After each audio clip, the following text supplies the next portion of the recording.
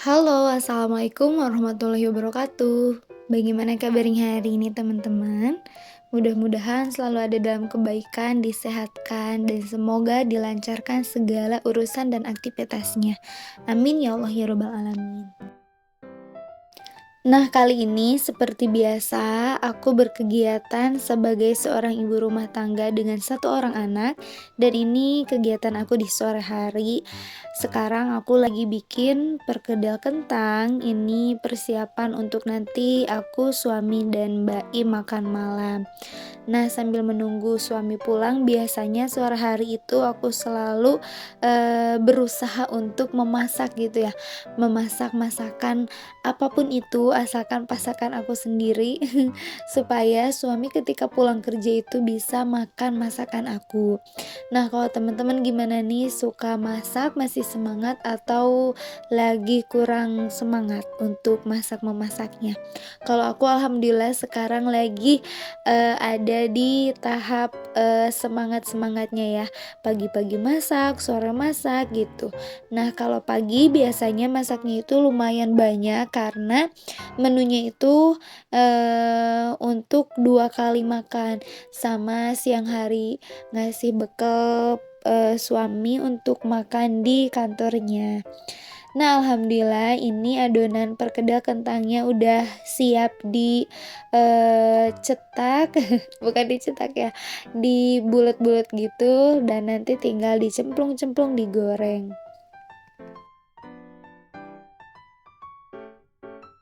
Nah, sambil aku masak, kita ngobrol dan sharing-sharing lagi tentang seorang ibu rumah tangga. Karena memang, daily vlog aku itu membahas tentang keseharian seorang ibu rumah tangga, jadi, topik atau tema-tema yang mau aku bahas dan angkat itu pasti tentang ibu rumah tangga. Nah, yang aku mau sharing ke teman-teman itu tentang bahagianya seorang ibu rumah tangga. Kenapa sih aku ngangkat tema itu? Karena rentan sekali seorang ibu rumah tangga itu merasa bahwa dirinya tidak ada, nilainya dibanding dengan yang lain. Karena merasa tidak punya penghasilan, tidak punya pekerjaan keluar rumah, maka kebanyakan seorang ibu rumah tangga itu merasa dirinya itu, lebih rendah dari yang lain gitu ya. Padahal itu sangat salah besar. Nah, dan hal tersebut yang membuat seorang ibu rumah tangga itu merasa tidak bahagia. Seorang ibu yang stay full dari pagi sampai malam, sampai ketemu pagi lagi di rumah, itu sama saja gitu ya dengan seorang ibu pekerja. Meskipun memang kegiatannya berbeda, yang tadinya mungkin di luaran itu, dulu sebelum menikah suka berkomunikasi dengan yang lain, bersosialisasi, ketemu banyak orang, dan sekarang di rumah hanya, ketemu sama anak sama suami aja, mengurus anak, ngurus rumah, beres-beres rumah. Nah, tetapi di mata Allah itu tetap sama, yang membedakannya itu apa? Hanya keimanan saja. Apabila kita memutuskan menjadi seorang ibu rumah tangga karena, suruhan suami, dengan taat kepada suami, maka bersyukur, berarti kita itu sudah menjadi seorang istri yang baik, yang taat kepada suami. Suami nyuruhnya kita untuk ada di rumah saja, maka jalani dengan hati yang lapang, yang senang. Nah, kalau misalnya suami kita siap, dan bisa menanggung semua, apa ya, kebutuhan rumah tangga, menafkahi kita secara, maka alhamdulillah bersyukur. Tapi ada di satu sisi yang lain, seorang ibu terpaksa untuk bekerja keluar rumah, mungkin karena ingin membantu perekonomian rumah tangga, itu pun sama-sama mulianya. Jadi jangan merasa minder untuk ibu-ibu yang kesehariannya ada di rumah. Nah, bagaimana sih supaya kita itu tidak merasa minder dan, merasa bahagia gitu ya menjadi seorang ibu? Poin yang pertama yaitu kita harus ingat kembali apa alasan utamanya kita memutuskan untuk jadi seorang ibu rumah tangga. Nah, alasan utama itu yang bisa menjadi semangat kita kecas kembali. Kalau yang tadi di awal alasannya karena ingin patuh pada suami, maka ingat dengan patuhnya kepada suami maka kita mendapatkan pahala dan ridho Allah Subhanahu wa taala. Nah, apabila kita niat awalnya ingin mengurus anak, full menemani dan melihat pertumbuhan anak dari kecil sampai dewasa dengan eee, full gitu ya, maka itu juga akan menjadi pemicu kita untuk lapang dada, legowo, dan dengan melihat pertumbuhan anak maka insya Allah kita juga akan merasa tenang. Jadi kembali lagi ingat apa alasan utama kita memutuskan menjadi seorang ibu rumah tangga. Nah, poin yang kedua, kita itu harus menuliskan jadwal rutinitas harian.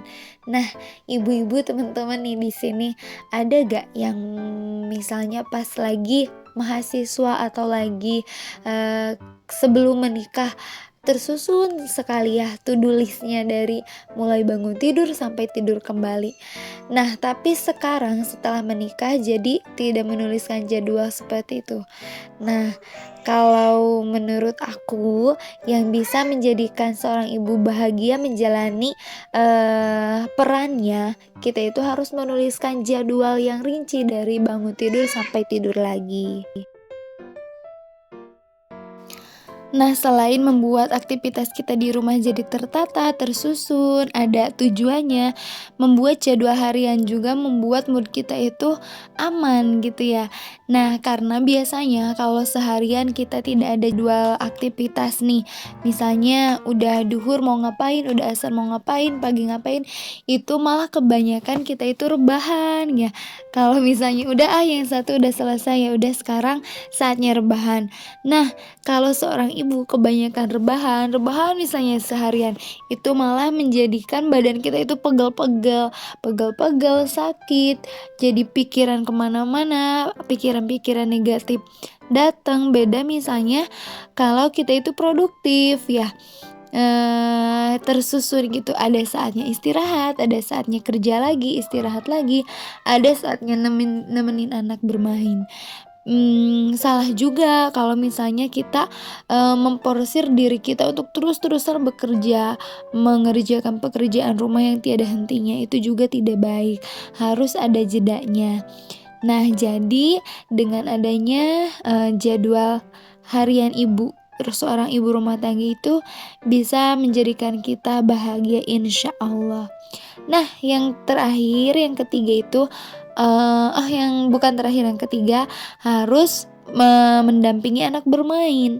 Nah, dengan mendampingi anak bermain, otomatis kita juga akan masuk ke dalam dunia anak. Anak-anak itu sukanya bercanda, happy-happy, main. Nah, seorang ibu juga butuh gitu ya waktunya, sesi di mana dia harus bermain. Meskipun mainannya itu mau ya main ya sama Aib, mainannya itu ala kadarnya, tapi ketika kita simpen handphone, simpen dulu semua kerjaan rumah dan berhadap-hadapan dengan anak kita, menemani dia bermain, maka insya Allah akan membuat kita bahagia.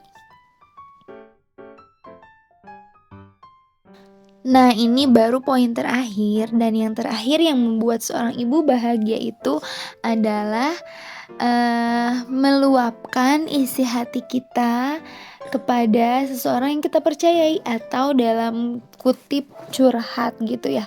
Nah, menjadi seorang ibu, terlebih seorang ibu baru, itu sangat membutuhkan teman curhat, teman ngobrol. Jadi jangan dipendam sendiri.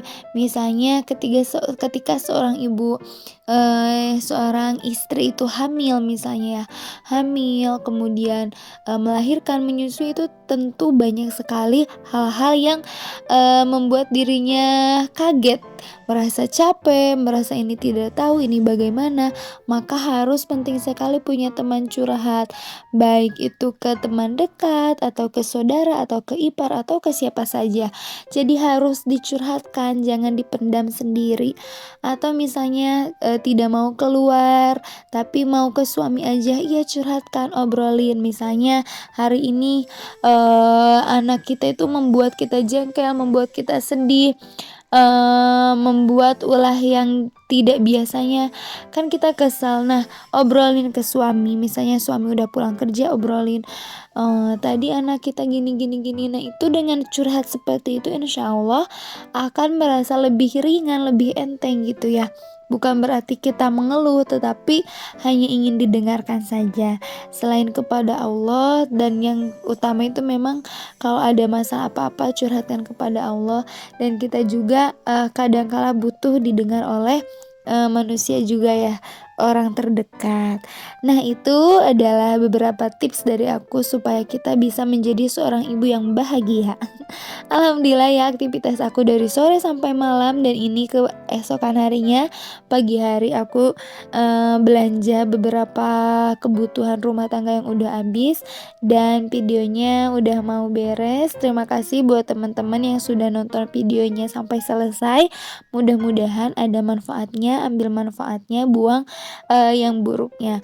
Terima kasih, sampai ketemu lagi di video selanjutnya. Wassalamualaikum warahmatullahi wabarakatuh.